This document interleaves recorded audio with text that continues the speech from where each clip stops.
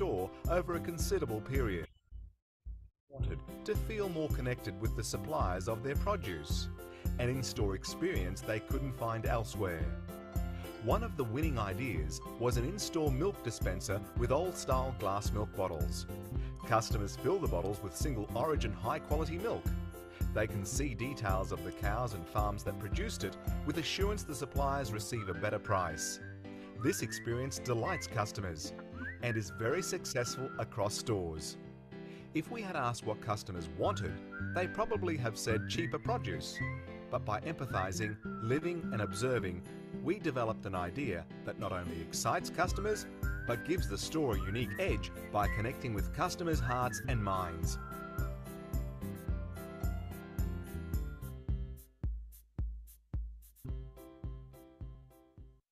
Design strategy is about thinking differently, putting yourself in your customers' shoes, to design solutions that not only fit their needs but delight them, by empathizing through observing people in real-life scenarios like shopping, or through open-ended interviews to uncover what people do rather than what they want.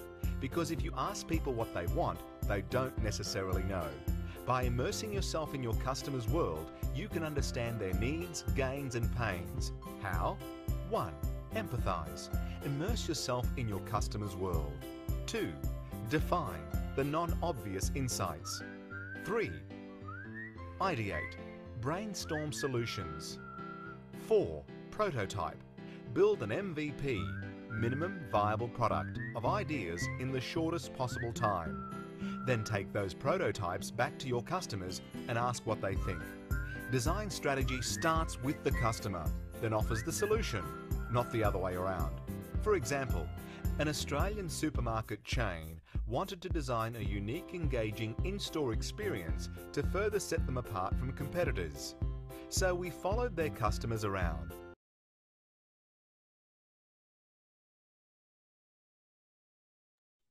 Baik, karena sudah pukul 19.40, langsung saja kita mulai. Assalamualaikum warahmatullahi wabarakatuh. Selamat malam dan salam sejahtera bagi kita semua. Tak kenal maka tak sayang, maka dari itu izinkan saya memperkenalkan diri saya terlebih dahulu. Perkenalkan, saya Nutri Lukis Batul Fasia yang akan memandu jalannya magang bidang litbang kali ini. Jadi di malam hari ini akan dilaksanakan magang bidang litbang yang akan membahas terkait design thinking. Nah, sebelum itu kita kenalan terlebih dahulu ya dengan Kak Andini dan Kak Nabila yang akan membawakan materi. Kepada Kak Andini dan Kak Nabila dipersilakan. Oke, selamat malam teman-teman semuanya. Oke, mungkin di sini aku ngucapin terima kasih ya karena udah meluangkan waktunya buat mengikuti magang di bidang litbang gitu. Jadi mungkin setelah mengikuti sesi ini teman-teman juga sedikit mengerti ke depannya nanti di bidang litbang itu seperti apa. Dan sebelumnya mungkin perkenalan, nama aku Andini Fitra Salsabila. Di sini aku menjabat sebagai ketua bidang litbang periode tahun 2023. Oke, mungkin bisa dilanjut ke Mbak Nabila. Oke, selamat malam semuanya teman-teman. Semoga meskipun kita Zoom-nya malam-malam masih tetap semangat ya. Oke, kenalin aku Nabila Arifah Zahra. Aku di Litbang, itu sebagai sekretaris bidang. Salam kenal. Aku kembalikan ke Mbak Luki. Baik, karena perkenalan sudah selesai, mungkin langsung saja dilanjutkan ke materi dikarenakan waktunya yang terbatas juga. Kepada pemateri dipersilakan. Hmm, benar-benar.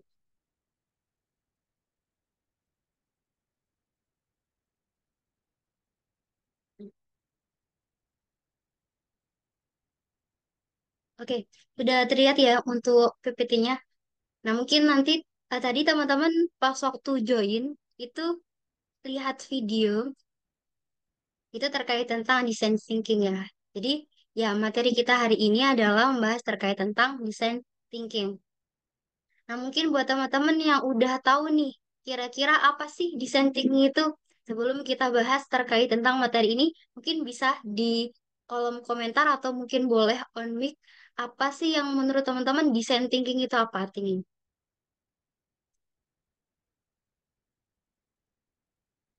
Boleh untuk drop terkait tentang sepengetahuan teman-teman terkait tentang design thinking itu apa?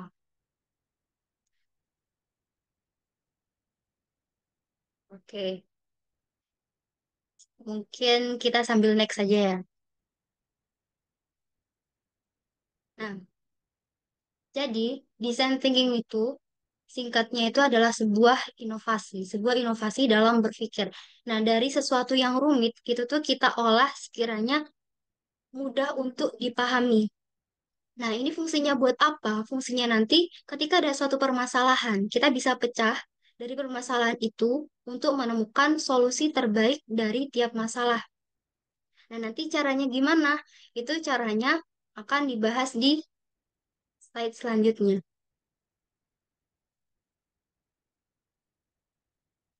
Nah, apa sih pentingnya dari design thinking dalam membuat karya?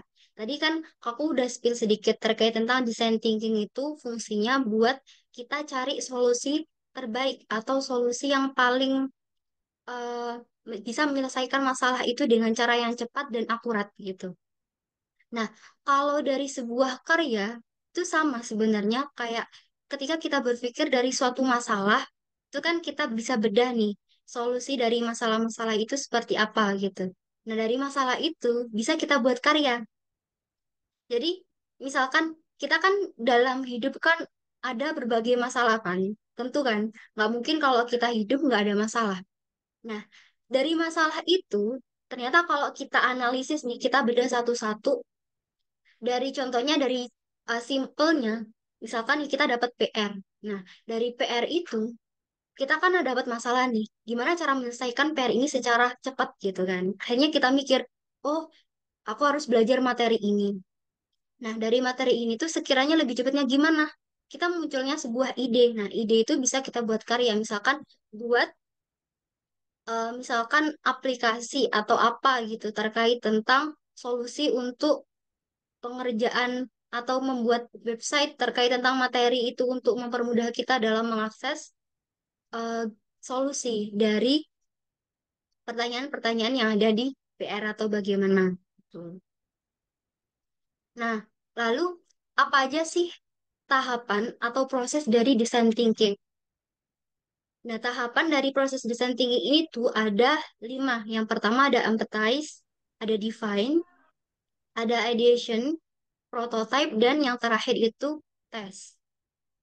Nah, dari proses ini tuh sebenarnya nggak harus urut, tapi lebih utamanya atau lebih mempermudahnya kita untuk menyelesaikan solusinya itu adalah kita urutin. Jadi kita empathize dulu, terus nanti definisiin, terus kita memunculkan ide, prototype, dan yang paling terakhir adalah tes. Nah, apa sih empathize itu? Empathize itu adalah suatu pemahaman yang dalam terhadap masalah atau realita dari kehidupan kita itu untuk memecahkannya. Jadi ibaratnya kita pahami dulu dari masalah itu kenapa gitu. Jadi ada why, kenapa permasalahan ini terjadi, terus ada what, apa penyebab masalah ini, dan how, bagaimana cara kita menyelesaikan permasalahan ini. Nah, empathize ini biasanya dimulai dari observe. Kita observasi dulu yang kayak tadi, apa, bagaimana, dan mengapa. Jadi how, what, dan why. Terus kita dalamin permasalahan itu, baru kita libatkan solusi-solusi yang sekiranya bisa menyelesaikan masalah itu. Contohnya nih, ini ada contoh, ada gambar ojek pengkolan gitu ya. Kalau di dulu kan ada film ojek pengkolan kan di RCTI.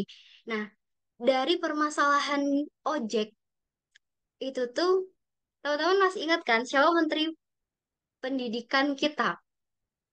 Pak Nadiem Makarim. Itu juga sekaligus pemilik Gojek.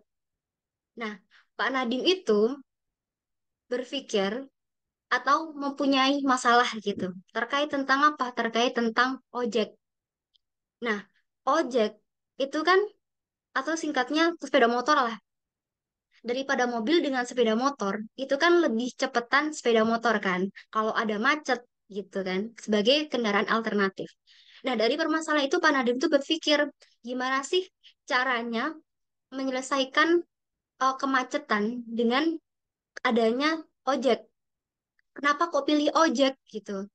Ternyata ojek itu tuh banyak orang-orang yang pekerjaannya itu sebagai ojek, yang kerjanya tuh hampir setengah harian full atau bisa jadi mungkin satu harian dan ternyata susah dapat penumpang bahkan mungkin bisa dalam satu hari itu nggak dapat sama sekali gitu. Nah, terus ada lagi masalahnya kenapa kok sepi? Mungkin karena ojeknya itu stop di satu tempat aja, kayak gini ojek pengkolan. Berarti kan kalau kita nggak datang ke tempat pengkolan itu nggak dapat kan, maksudnya kita nggak mungkin dapat ojek gitu kan, jadi kita perlu nyari dulu. Nah, ternyata dari permasalahan itu kita udah dapat, oh, penyebabnya ini tuh ada beberapa hal.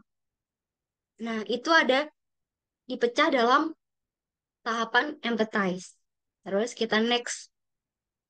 Setelah kita udah tahu nih kayak penyebabnya apa, faktornya apa, kita dapat ke define.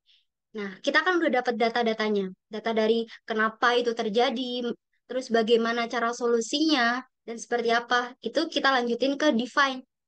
Define ini tuh apa? Define ini tuh adalah menciptakan dasar pemahaman yang kuat tentang masalah yang dihadapi sebelum melangkah ke tahap berikutnya. Jadi, kita tentukan permasalahan yang paling apa ya, paling utama atau paling sebagai permasalahan paling gede lah ibaratnya. Nah, fokusnya apa? Kita fokus pada target pengguna yang spesifik. Kita spesifikin targetnya. Oh, ojek ini untuk apa? Terus butuhnya ini apa orang-orang? Kita fokusin ke target sama kebutuhan. Contohnya, kita masih bahas terkait ojek. Tukang ojek itu kayak gini. Dari pagi sampai sore, satupun penumpang tak juga kutemukan. Ini kayaknya kayak gitu ya. Terus ada lagi orang kerja kantoran. Biar nggak tua di jalan atau nggak macet gitu, harus naik ojek nih. Tapi di mana abang gojeknya ya? Masa harus ke pangkolan gitu kan? Nah, ternyata kalau ngojek itu adalah pekerjaan primer atau pekerjaan utama, terus butuh makan untuk hidup. Kenapa kok orang-orang tuh kerjanya sebagai ojek gitu? Karena yang pertama, bagi sebagian orang yang kerjanya ojek tuh, ojek adalah sebagai pekerjaan utama mereka. Terus yang kedua, mereka tuh butuh makan kan buat hidup, jadinya kerja di ojek. Terus alasannya sulit mencari penumpang. Ya, itu permasalahan umum bagi ojek yang mungkin masih ojek tradisional atau pengkolan gitu. Terus buat orang yang targetnya, kita bahas target di sini kan kebanyakan kalau orang ojek mungkin alternatifnya selain anak sekolah, anak kuliah, itu kan banyak orang yang kerja kantoran yang macet, akhirnya dari mobil pilih Gojek atau apa. Itu butuh transportasi alternatif, terus menghindari kemacetan dan biar nggak menghabiskan waktu. Nah, setelah kita bahas definisi, kita lanjut ke ide, pemunculan idenya. Nah, udah masalahnya udah kelar, targetnya udah ada, terus apa tadi? Targetnya udah ada, terus kebutuhannya udah jelas, kita tinggal ide penyelesaiannya. Nah, ideation itu tuh apa? Mengeluarkan ide-ide yang dapat menjadi solusi permasalahannya. Nah, caranya gimana? Kita buat prototype atau rancangan. Nah, brainstorming, membuat sketsa, dan membuat mind map.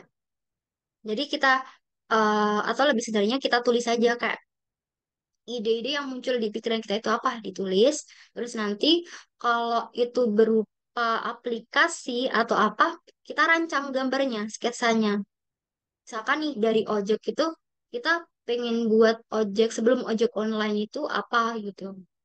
Kayak peminjaman sepeda motor atau apa kayak gitu. Nah, contohnya kayak gini. ada solusinya kayak menciptakan sebuah penghubung antara kebutuhan penumpang dan tukang ojek. Itu gimana idenya? Oh, keresahan masyarakat itu macet. Terus nasib tukang ojek. Terus perumusan problem statement. Jadi ide dari permasalahan itu kita pengen menciptakan sebuah penghubung antara penumpang dan tukang ojek. Nah, idenya kan itu. Itu kenapa faktornya? Tadi kan nasib tukang ojek itu dengan adanya ide kita, ternyata nasib tukang ojek bisa terselamatkan. Terus keresahan terkait tentang macet juga bisa teratasi. Nah, baru nanti kita bisa rumusin problem statementnya itu seperti apa.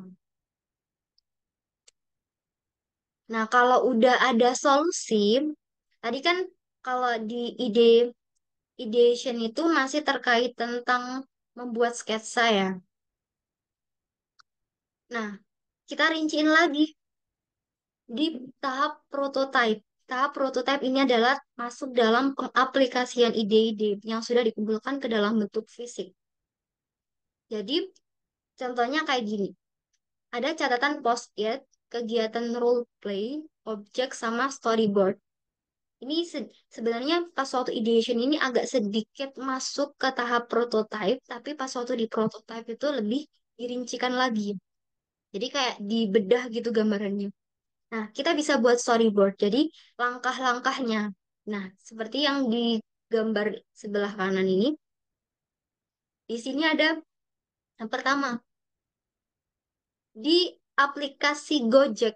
Itu tuh kita butuh apa aja sih buat biar kita juga bisa mengatasi berbagai permasalahannya gitu. Ternyata kalau ojek itu bisa ditelepon atau dihubungin secara online. Jadi kita nggak perlu ke pangkalan itu apa? Oh, ternyata kita menggunakan call center atau telepon pembuatan. Jadi kita tulis yang pertama kita butuh pembuatan call center untuk objek konvensional. Misalkan nih awalnya itu kita butuh 20 pengemudi buat menyelesaikan ide kita. Ini sebenarnya buat target 20 pengemudi atau 100 itu tergantung teman-teman. Jadi nanti kalau ada permasalahan bebas sih kita mau rencanain sesuai dengan ide kita. Yang sekiranya tuh, oh, aku kira 20 pengemudi ini udah cukup lah. Kayak gitu. Terus kalau udah call center, butuh apa lagi? Ternyata kita butuh nih respon dari pengguna. Apakah ide kita tuh nantinya tuh bagus buat pengguna atau masih ada kendala? Atau ada beberapa yang mungkin nggak setuju dengan ide kita. Jadi kita kasih ada respon positif dari masyarakat. Nah, kita jabarin misalnya kalau udah dapat respon positif nih, mayoritas udah dapat kayaknya udah dapat respon positif nanti bisa didapat dari mana respon positifnya itu? Bisa dimulai dari mungkin kalau kita ngadain seminar atau apa itu mungkin kan terlalu besar kan. Mungkin kita bisa sederhananya kita kirim kuesioner. Jadi mungkin survei terkait tentang prototipe dari ide kita. Dibuat survei kecil-kecilan aja gitu. Teman-teman punya ide apa, terus kiranya fitur-fiturnya apa untuk menyelesaikan masalah apa, seperti apa. Nanti kalau udah dapat kuesionernya, bahkan teman-teman udah tahu nih seberapa antusias pengguna atau masyarakat terkait tentang ide kita. Nah, kalau udah dapat respon positif yang lumayan besar atau ibaratnya positif dengan negatif lebih besaran positif, ya udah kita lanjut. Lanjutnya apa? Lanjut mengembangkan dari aplikasi Gojek. Ini contohnya Gojek ya. Jadi dilanjut dengan prototipe pembuatan aplikasi Gojek. Nah, kalau udah selesai di prototype, itu kita masuk ke tes. Ini tahapan yang paling terakhir. Nah, tes itu apa? Di tahapan ini, itu adalah peluang kita untuk memperbaiki dari solusi atau ide-ide kita agar menjadi lebih baik.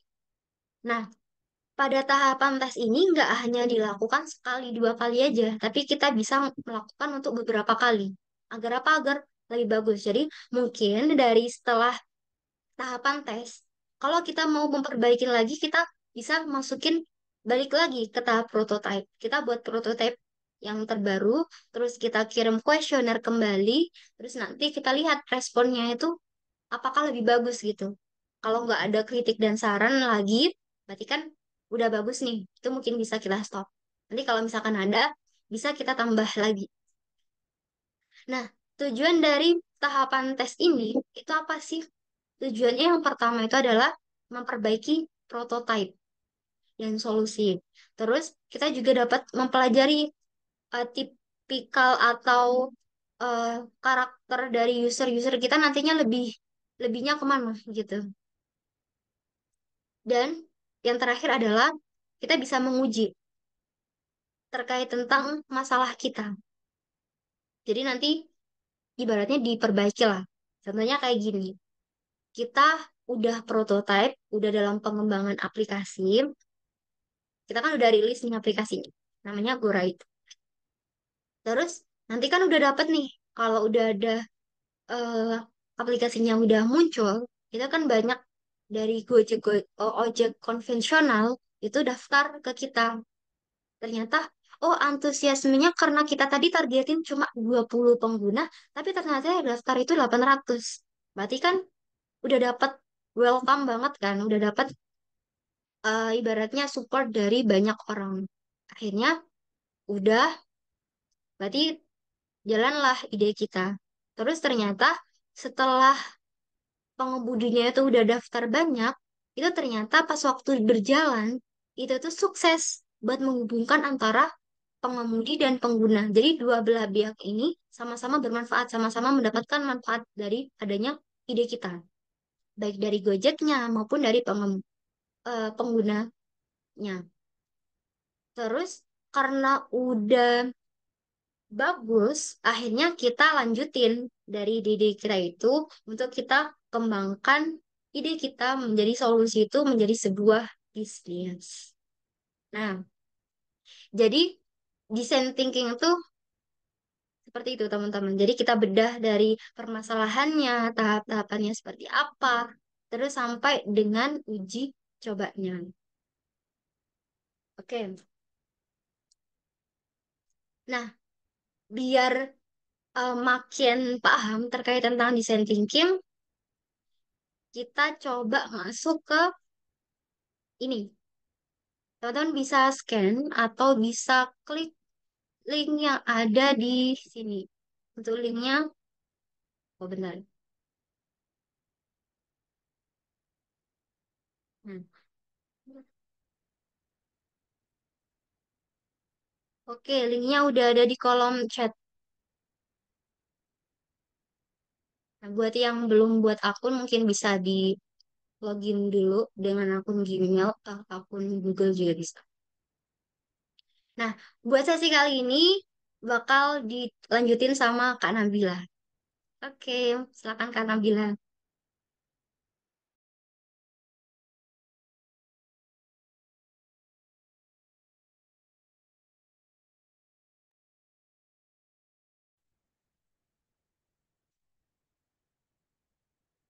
Oke, suaraku udah kedengeran kah? Udah. Oke, mungkin buat teman-teman boleh langsung masuk ke link yang udah dikasih itu ya. Aku tunggu sampai jam 20 lebih 3 menit biar kita bisa mulai bareng-bareng. Oh iya, buat yang pakai HP, mungkin biar bisa teman-teman enak gitu ya aksesnya. Teman-teman silakan itu install dulu aplikasi Jamboard biar bisa ikut gitu bareng-bareng di sesi kita. Karena kalau pakai HP kayaknya agak susah sih. Jadi disarankan pakai laptop. Oke, mungkin Adi ini bisa turunin dulu share screen-nya.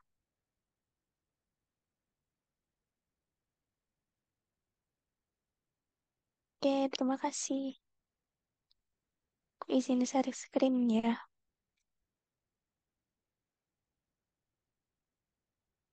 Nah, mungkin Kalau kita tadi udah belajar ya teman-teman, belajar sama-sama tentang design thinking, belajar mulai dari pengertiannya, lalu fungsinya design thinking itu apa sih sebenarnya buat kita menemukan problem dan menemukan solusi yang sesuai gitu, yang bisa menyelesaikan problemnya. Dan itu sebenarnya apa kaitannya sama bidang kita Litbang? Nah, dari kayak kita proses menggali ide, menggali problem sampai menemukan solusi itu, kita bisa mengaplikasikannya buat untuk lomba misalnya KTI, esai, business plan, dan apapun itu bisa kita implementasikan cara kerja dari design thinking ini. Oke, mungkin sekarang udah jam 20.03 ya. Aku mulai. Nah, di sesi praktik malam ini namanya hands-on design thinking. Jadi teman-teman harus kayak secara langsung terjun nih nyobain step-step tahapannya yang udah dijelasin tadi tentang design thinking.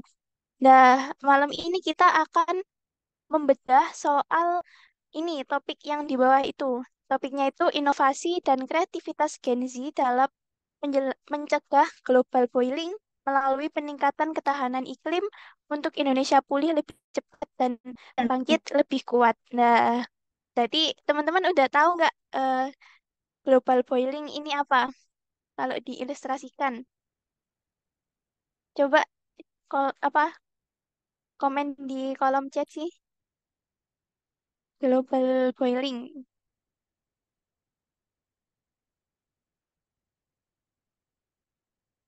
Mana nih? Apa masih belum tahu? Kalau misal dari gambarnya nih, ada pohon. Before-nya, pohonnya sangat lebat dan setelahnya kayak gundul banget gitu ya.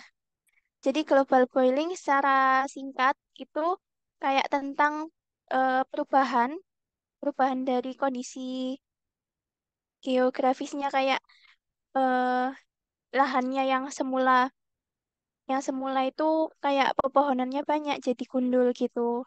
Mirip kayak pemanasan global gitu, teman-teman. Nah, dalam sesi kali ini kita mencoba membreakdown tema ini dari berbagai sudut pandang. Mungkin dari teman-teman yang ada dari jurusan teknik atau dari FIK atau dari FISIP. Nah, ini kita udah nyediain beberapa subtema yang mungkin cocok gitu sama sudut pandang teman-teman dalam melihat masalah dari topik kita malam ini. Oke, mungkin kita langsung aja ya ke slide yang selanjutnya. Di tahap pertama, kita itu harus itu yang kayak mengempathize gitu. Empathize itu kayak kita benar-benar merasakan gitu apa yang sebenarnya menjadi pain atau problem dari si apa target yang merasakan itu tadi. Kalau kita balik lagi ke sini, kalau global boiling ini berarti siapa yang menjadi eh, target atau pelakunya gitu, atau yang merasakan. Tentunya kita kan, kita sendiri juga yang merasakan efek dari global boiling ini. Oke, nah kalau gitu coba nih kita breakdown. Kalau misalnya dari sisi lingkungan, apa yang efek apa yang kita rasain dari global boiling ini dari sisi lingkungan misalnya kalau yang awalnya tadi ada suatu wilayah yang dia itu lebat banget pepohonannya jadi gersang terus kondisinya itu makin panas ya kayak Surabaya gitu. Nah, mungkin teman-teman bisa menuliskan itu di menggunakan sticky note di sini. Di sini ada tulisan sticky note dan teman-teman bisa langsung menuliskan gitu ya. Masalah yang dirasain teman-teman misalnya kalau dari sisi lingkungan berarti kayak suhu udara panas.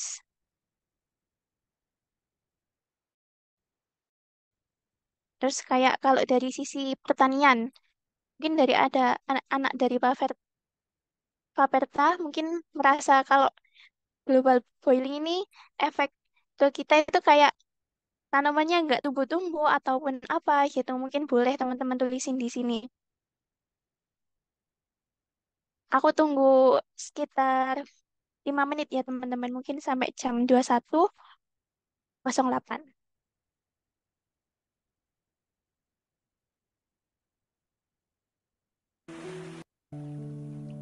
Teman-teman juga bisa kok melihat eh, dari referensi mungkin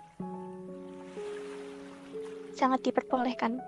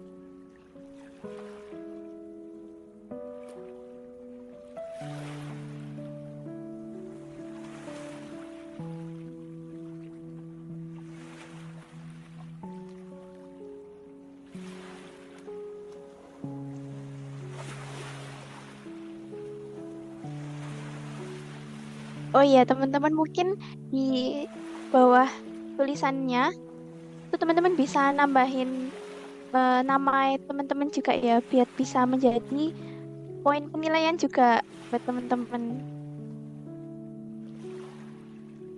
poin keaktifan.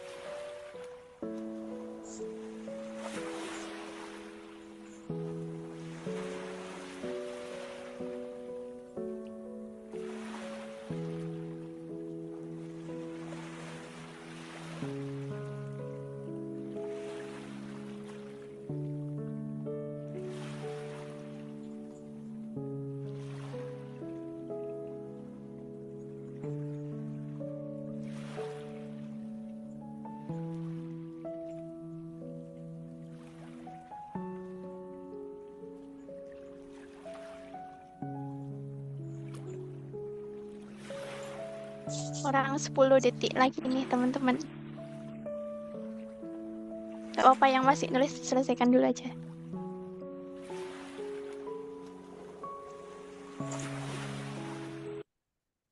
L'Oreal Paris Glycolic Bright. Oke, kita udah selesai ya 5 menit. Mungkin teman-teman yang masih nulis gak apa-apa. Terusin nulisnya sambil aku bahas sedikit-sedikit ini hasil dari brainstorming kita malam ini. Oke, kita mulai dari sub lingkungan. Ini ada yang nulis ini. Cuaca yang sulit diprediksi. Oke, berarti dari global boiling tadi kita itu kayak ngerasain ya cuacanya kadang kemarau, kadang hujan, dan hujannya bentar, dan lain-lain. Terus kenaikan permukaan air laut naik. Lalu ada krisis air bersih juga nih, kata Alia. Banjir di mana-mana, terus ekosistem laut yang nggak seimbang. Terus kepunahan beberapa spesies hewan dan tumbuhan, tumbuhan-tumbuhan dan hewan sulit bertahan hidup yang akan mati gitu.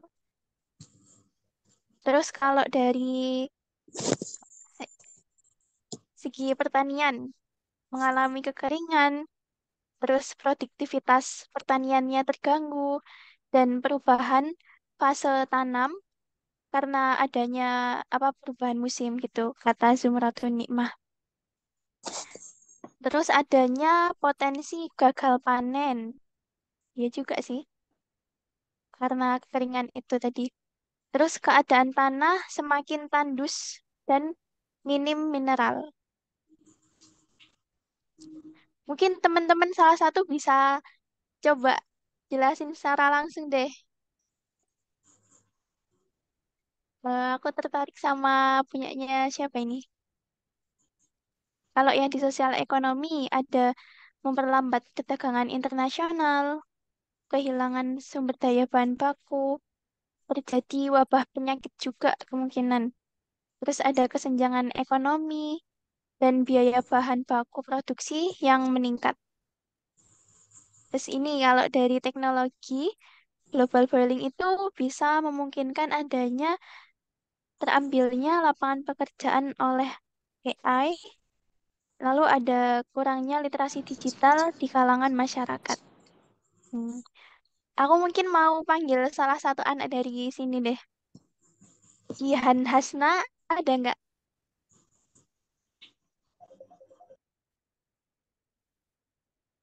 yang jelasin tentang ini perdagangan nasional? Nggak apa-apa Jihan, mungkin aku mau itu aja. Minta kamu jelasin sebentar aja. Enjoy aja, nggak usah tegang gitu. Jihan, apakah ada di sini?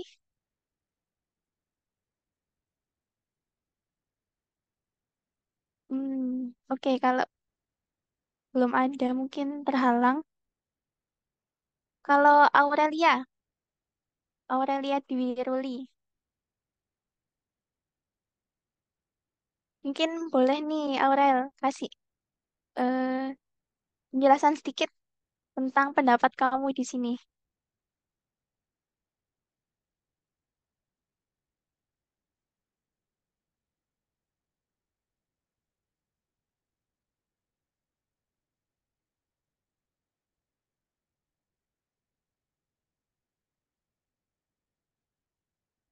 Gimana Aurel? Gak apa-apa, santai aja, kayak ngobrol-ngobrol aja.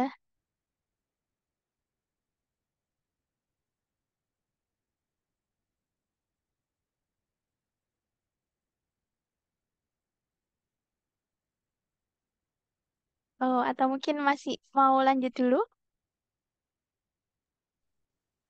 Ya, ya, ayo, udah on mic. Halo Kak, Halo, ya, selamat malam Aurel. iya malam Kak. Ya, gimana nih kabarnya Aurel? Masih semangat kan? Alhamdulillah, insya Allah. Oke, ini Aurel tadi nulis yang bagian pertanian ya.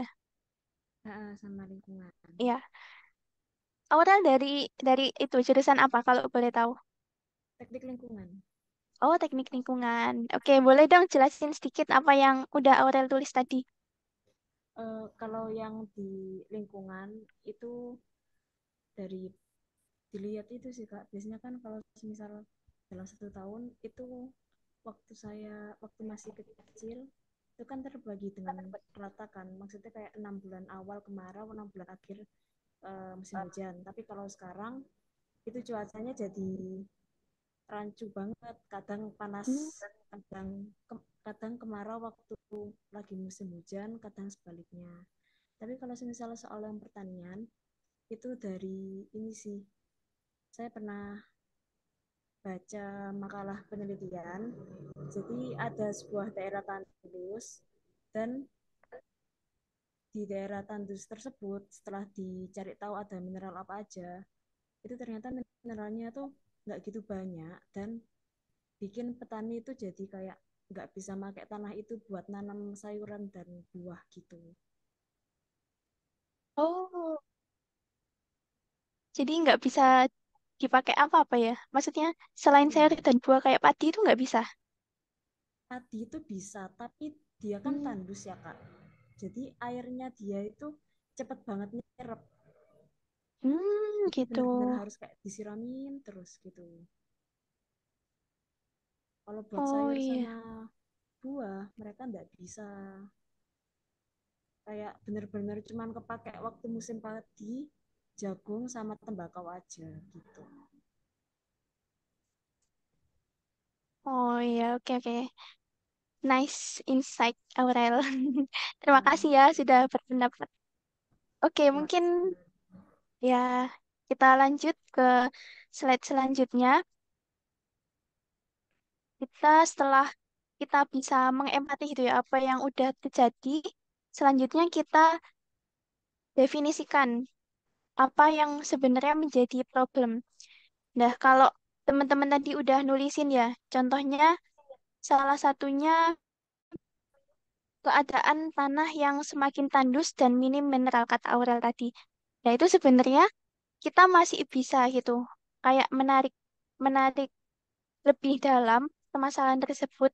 Kayak kenapa kok tanahnya itu bisa minim mineral? Kenapa kok misalnya jawabannya karena kekeringan atau apa gitu ya? Kok bisa dari kekeringan itu kok berkepanjangan gitu? Terus kalau misalnya ada lagi jawabannya sampai teman-teman itu menanyakan why-nya itu sampai kepentok gitu. Oh kayaknya udah nggak ada lagi nih jawaban. Nah itu baru kita bisa menemukan akar permasalahannya. Nah oleh karena itu di tahap define ini biasanya tuh kita kayak mengeksplorasi gitu loh yang menjadi akar permasalahan dari apa yang kita rasakan tadi yang udah ditulis di empathize. Mungkin di sini teman-teman bisa menuliskan ya kira-kira dari permasalahan-permasalahan tersebut sebenarnya apa sih eh, akar permasalahannya gitu. Kalau teman-teman tadi nulisin tentang produktivitas pertanian terganggu gitu. Misalnya nanti di tahap define ini teman-teman bisa nulisin penyebabnya yang lebih dalam lagi gitu. Boleh silakan teman-teman kasih waktu 5 menit.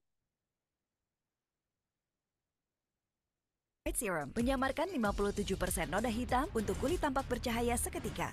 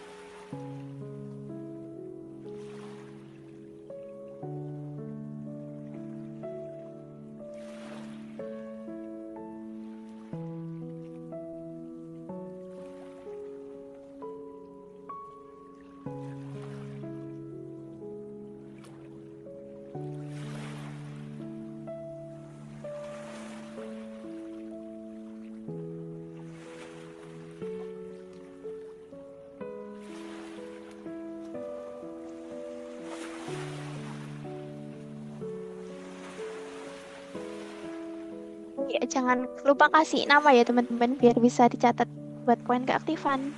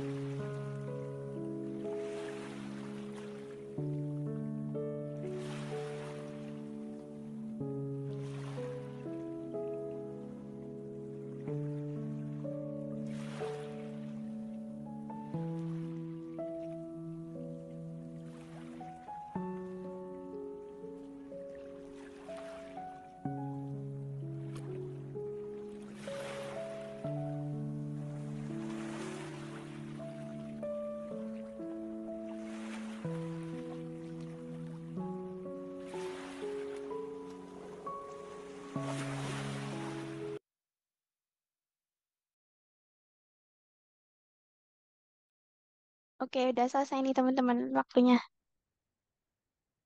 Oke, di tahap define ini kita kan tadi merumuskan gitu ya, mendefinisikan apa sih yang jadi akar permasalahannya. Di salah satunya di lingkungan nih, kata Alia, udara yang tidak sehat karena banyaknya pepohonan yang mati. Oh ya, betul juga. Terus kalau di pertanian, tanah daerah tersebut berupa tanah mediteran.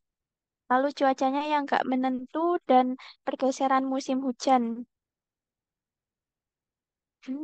Ya bisa juga sih.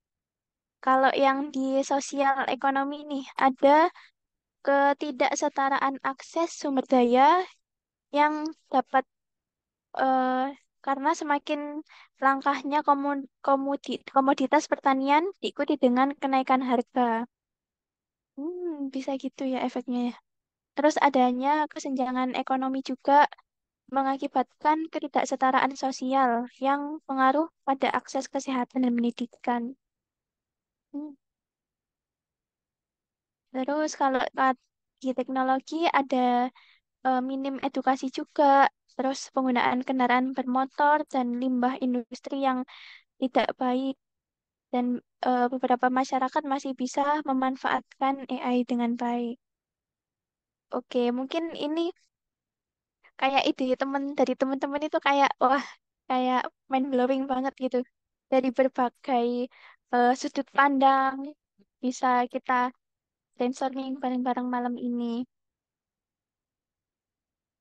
Oke, kalau menurutku semua idenya menarik sih, tapi mungkin akan lebih menarik lagi kalau kita lanjut nih ke tahapan yang selanjutnya, yaitu tahap ideat. Ideat itu kayak kita setelah kita mendefinisikan ya problemnya apa, coba kita brainstorming lagi gitu. Apa ya kira-kira solusi yang pas buat menyelesaikan akar permasalahan tersebut? Itu mungkin teman-teman bisa mulai pindah dulu ininya, lingkungan pertanian,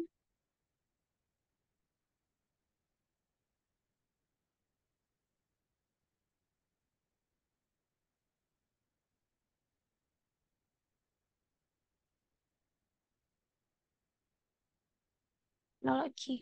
Oke, teman-teman bisa mulai keluarkan seluruh ide gila teman-teman. Nggak apa-apa meskipun itu terlihatnya sulit gitu ya. Tulis aja semuanya karena kita nggak tahu ya apakah ide itu bisa menuntaskan permasalahan atau enggak. Kita itu harus nanti setelah tahap ini tuh ada kayak kita seleksi dulu. Mana sih solusi yang paling sesuai, yang paling sekiranya bisa menyelesaikan problem itu. Oke, silahkan teman-teman buat memulai menuliskan ide-idenya.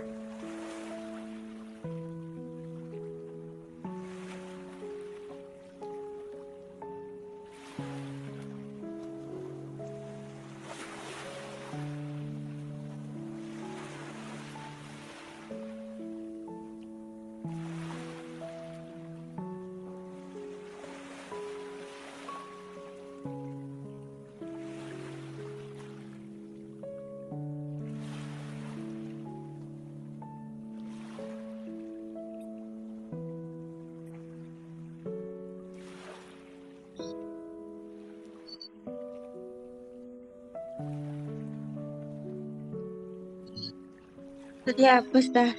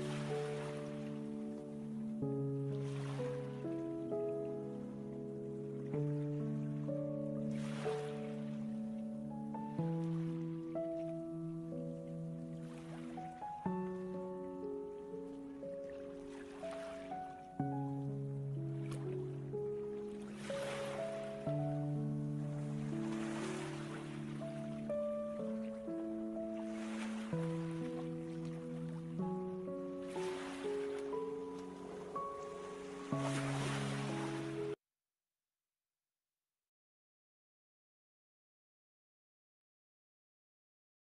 udah 5 menit ya teman-teman. Wah, ini semakin malam semakin rapi nih Jamboardnya. Semakin banyak ide-ide yang tertuang di sini. Oke, dari lingkungan, kalau kata Alia harus tanam pohon lebih banyak. Lalu melakukan reboisasi dan ngurangin emisi rumah kaca. Terus kalau dari pertanian nih, ada yang bilang dari Aurelia bikin produk yang bisa menyerap air banyak tapi juga bisa jadi vitamin buat tumbuh-tumbuhannya. Menarik, menarik. Terus memantau cuaca dan pengembangan varietas tanaman terhadap perubahan iklim, lalu menciptakan ruang di tengah kota padat penduduk yang tanahnya bagus buat pertumbuhan dan isinya full tumbuhan, tapi jangan dijadikan wisata biar tidak banyak sampah. Ini dari siapa nih? Dari anonim, nggak ada namanya. Si nama ya. Terus ada efisiensi penggunaan pupuk. Terus di sub sosial ekonomi harus meningkatkan kesadaran masyarakat dengan melakukan edukasi melalui media sosial. Terus ada juga memperbaiki akses pendidikan. Lalu ada kerjasama lintas dalam negara untuk menghadapi krisis iklim. Jihan ini kayaknya anak itu ya, visi banget. Kayaknya anak HI gak sih, Jihan? Mungkin Jihan bisa on mic juga kalau misalnya mau berpendapat secara langsung. Terus ada juga penyuluhan literasi, lalu ada mendorong penggunaan transportasi umum, terus membuat webinar gratis, dan ada penggunaan kendaraan ramah lingkungan, terus pelatihan tentang AI, dan pengembangan teknologi. Mungkin teman-teman dari yang nulis ini adakah yang mau speak up gitu? Mungkin satu orang cukup deh perwakilan. Siapa nih? Mungkin Firandita atau Jihan atau Alia atau Aurelia lagi.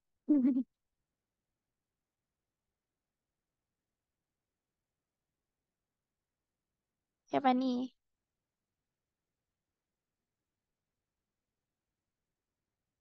Tapi secara keseluruhan ide teman-teman ini menarik banget ya kalau misalnya dijadikan ide buat lomba atau apa gitu. Oke, ini eh, kan di tahap ide ini masih kemungkinan ya, kemungkinan dari solusi-solusi itu. Nah, selanjutnya kita masuk ke tahap yang prototype. Ini tuh sebenarnya lebih kalau teman-teman tadi ngasih solusi yang kayak masih general gitu ya. Misalnya bikin produk yang bisa menyerap air banyak. Nah, itu tuh kalau di tahap prototipe itu kita kayak langsung eh, bikin kayak detailnya gitu. Kalau misalnya gampangannya gini deh, mungkin aku ambil contoh ya yang ini melakukan sebuah penyuluhan tentang literasi digital di kalangan masyarakat. Nah, kalau di tahap prototipe ini mungkin nanti bisa berupa aplikasi atau apa gitu ya yang bisa mendukung proses dari pelatihan ini. Nah, gitu teman-teman. Mungkin bisa teman-teman tulisin lagi di tahap prototipe ini kayak langsung menyebutkan nembak gitu loh. Detailnya mau bikin produk atau inovasi apa gitu. Silakan teman-teman.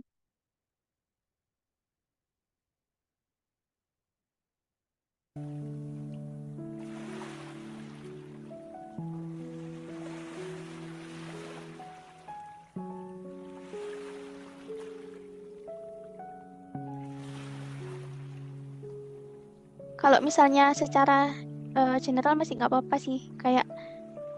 Kayaknya bikin aplikasi yang bisa mendeteksi lahan keringan gitu misalnya, itu boleh banget. Terus kalau dari inovasi jasa gitu, aku pengen nih Kak bikin jasa yang bisa gini gini gini gitu. Mungkin teman-teman bisa nulisin di tahap prototyping ini buat pengembangan solusinya.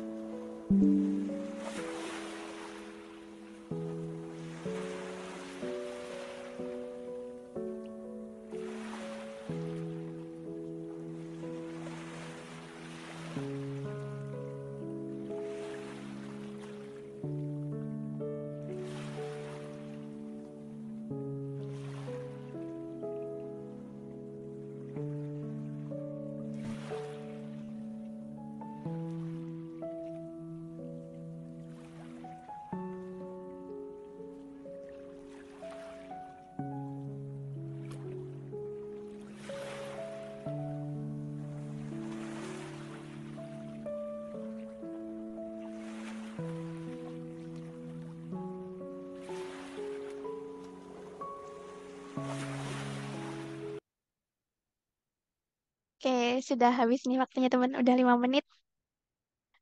Kita coba review bareng-bareng ya. Di tahap prototipe ini, teman-teman, kalau yang dari lingkungan, dari Aurelia nih, ada suplemen hewan ternak dengan kandungan ekstra tanin. Oh, baru dengar aku ekstra tanin. Keren banget.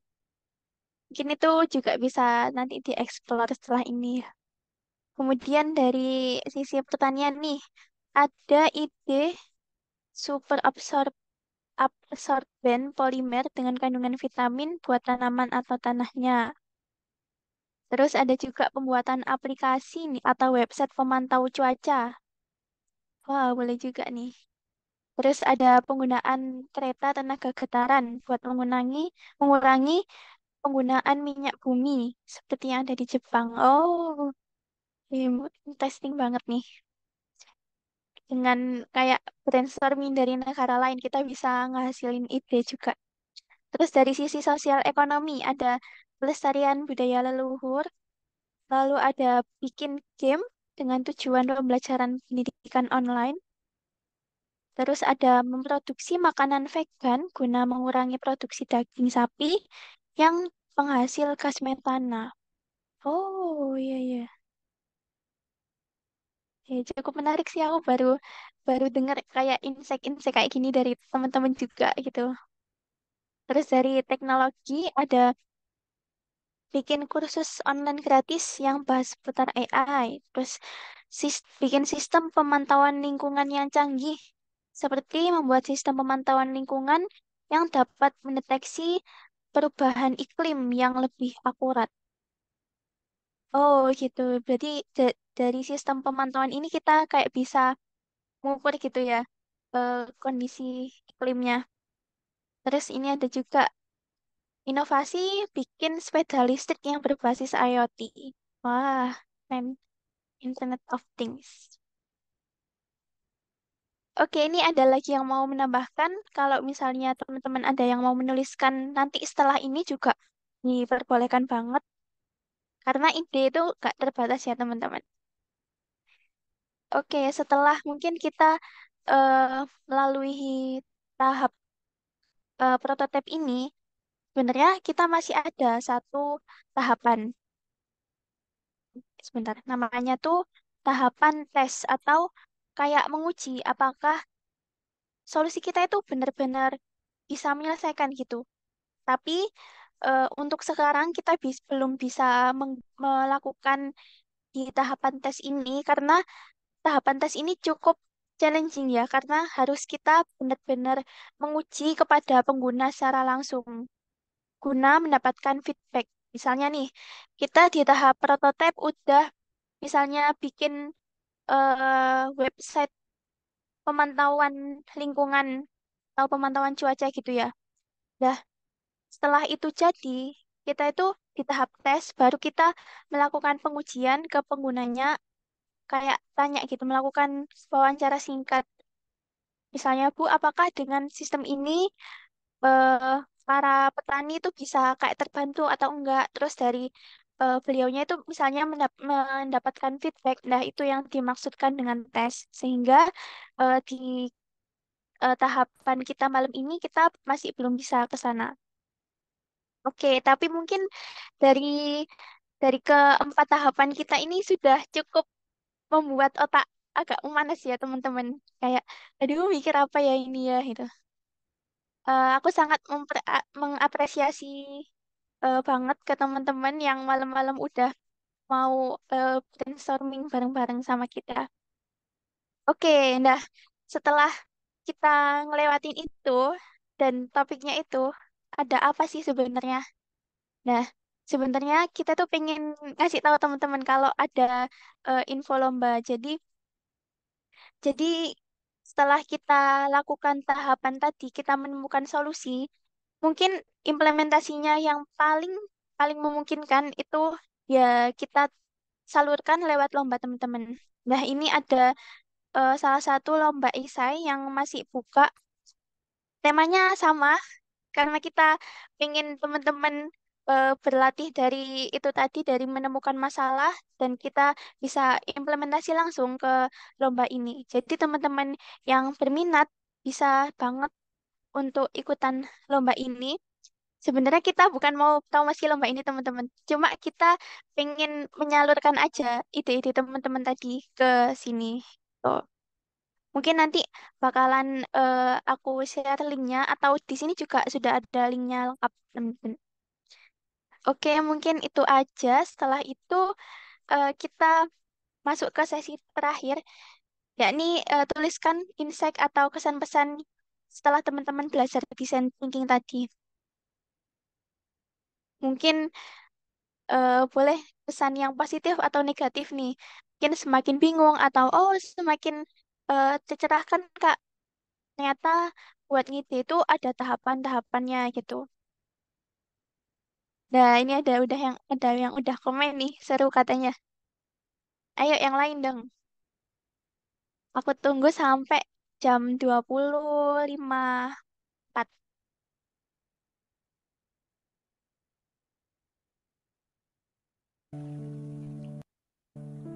Oke, mungkin teman-teman juga bisa menuliskan refleksi ya. Kayak, oh ternyata design thinking ini bakalan berguna nih buat kalau aku ke depannya punya tugas esai, terus dikasih topik ini. Lalu gimana cari eh, problemnya dan menghubungkan dengan solusi gitu. Ini ada yang bilang menarik sedikit tapi sedikit memutar otak. Ya namanya brainstorming ya. Kita harus banyak-banyak mengeksplorasi ide-ide dan apa ya kayak pemahaman kita gitu. Biar menemukan gitu unique value dan solusi yang baik buat permasalahan itu. Nah, terus ada yang bilang nih, berkat design thinking kita bisa nyelesain sebuah masalah dengan lebih terstruktur ya. Kita bisa definisikan langsung topiknya apa lalu di breakdown dulu ya masalahnya. Nemu banyak ide keren yang bisa dibuat lomba. Keren. Wis, mantap. Ini pastinya ini udah punya semangat nih buat ikut lomba. Idenya keren-keren. Aku jadi miring. Terus asik banget bisa nambah wawasan baru mengenai design thinking dan melatih menyelesaikan masalah. Oke.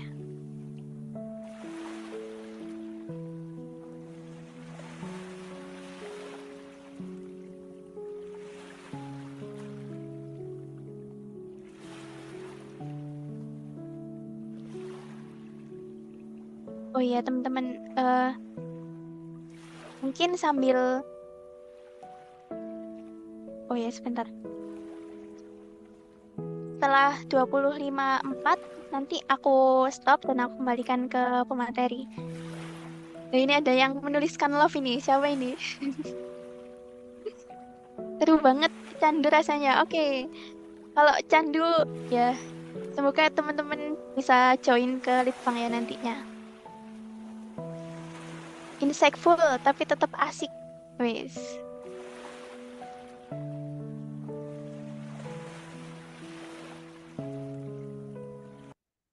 Oke, udah 25.4.